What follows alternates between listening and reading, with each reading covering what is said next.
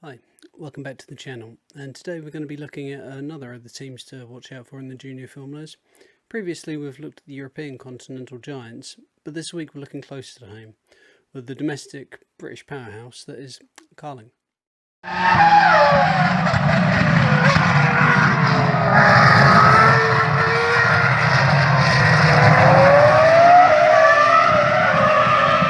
Carlin Motorsport was started by Trevor Carlin in 1996, but didn't start racing properly until 1998. In an interview with City AM in March 2020, Trevor said that he hadn't wanted to name the team after himself, but looking at other top teams of the time, he realised the good ones were named after the boss. Prior to this, he had worked in Formula Ford before landing a job running a British F3 team called Bowman Racing, and from there he joined a team called West Surrey Racing in 1993.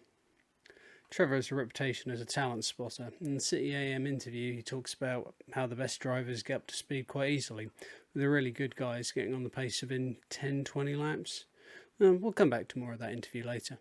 The mission statement on Carlin's website states, "Tomorrow's racing stars today," with the goal to bring professionalism, passion, a record of winning and team spirit to every project and championship that we're part of. To take this Carlin ethos to every level of motorsport, from the most junior to the highest echelons of the sport. And almost no other team in junior racing is as equipped as Carlin when it comes to taking a young driver from F4 to F1. Currently they're running in British F4, BRDC F3, Euro Formula Open, FIA F3, FIA F2 and IndyCar. In recent years they've also been running racing programs in European and Asian Le Mans series, and there is a recent example of the journey from F4 to F1.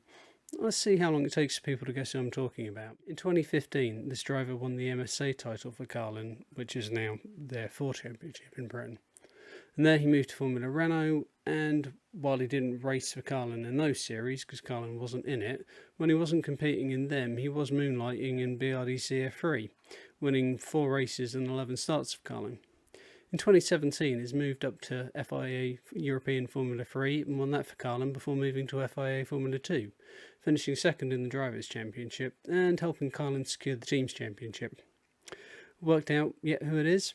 Yep, it's that milk-loving Somerset lad, Lando Norris, the latest in a long line of ex-Carlin drivers to make F1. According to the Carlin website, over 350 drivers have passed through the doors of the team, many on their way to the highest level of the sport. Their Hall of Fame drivers include Sean Galisle, Narain Karthikeyan.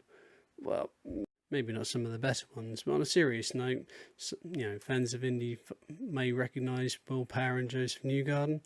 You've also got guys like Anthony Davidson, Lando Norris, Antonio Felix da Costa, Jean-Eric Verne, Daniel Kivat, Kevin Magnussen, Daniel Ricciardo, Jaime Alguersuari, Sebastian Buemi, Robert Kubica, Tiago Montero, Bruno Senna, Nico Rosberg, Takuma Sato, Sebastian Vettel, Felipe Nasr, Antonio Giovinazzi, Alex Lynn.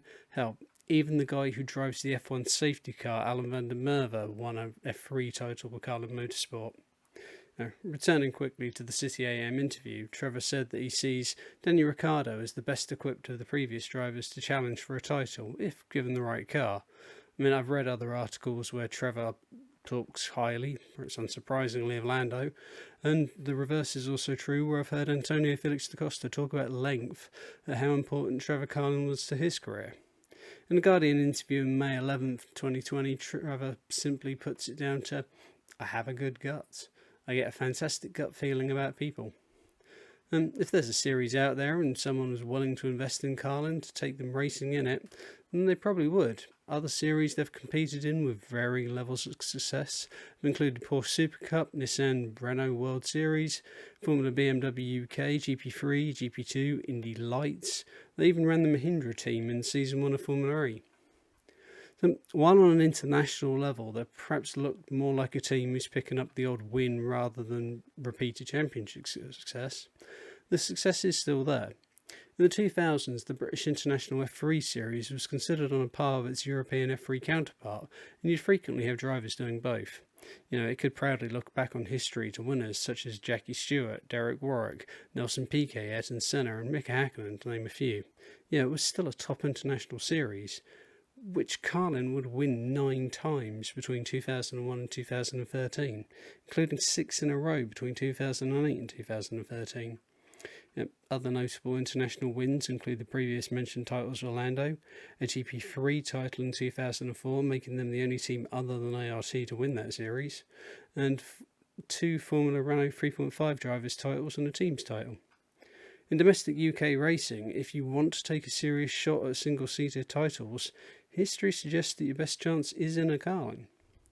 The team is certainly not without ambition as well. I mean, cynical fans may look at their IndyCar programme as existing so that Carlin CEO Graham Chilton has a top series for his son Max to compete in after leaving F1, but the team have looked into the possibility of doing F1 on itself on several occasions, and while this door may be closed to them, on current, IndyCar is a level up internationally, and the team are enjoying being a part of it.